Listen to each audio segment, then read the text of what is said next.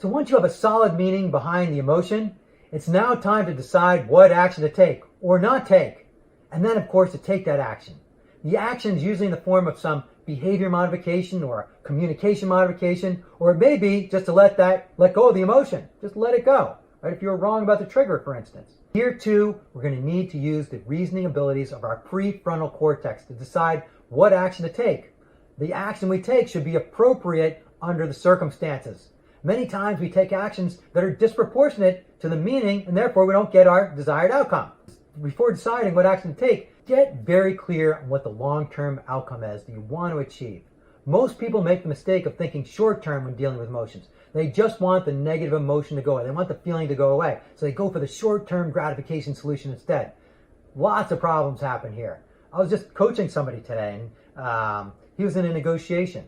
So negotiations are so uncomfortable for people that they just want to give in rather than hold out for what they want long-term. So I encourage them to stick in there. Go for the long-term goal here. Don't go for the comfort, because then you'll just give in the negotiation.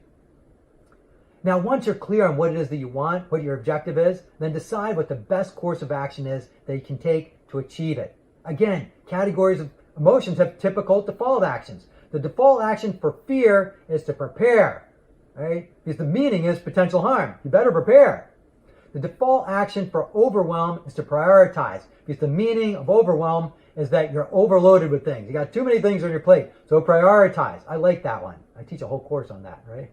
I have the full list of these meanings and actions on our website, so you can take a look at them. You can download them. You can download them for free.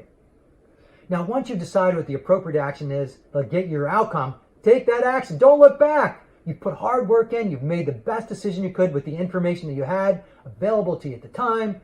Go do that. Take that action.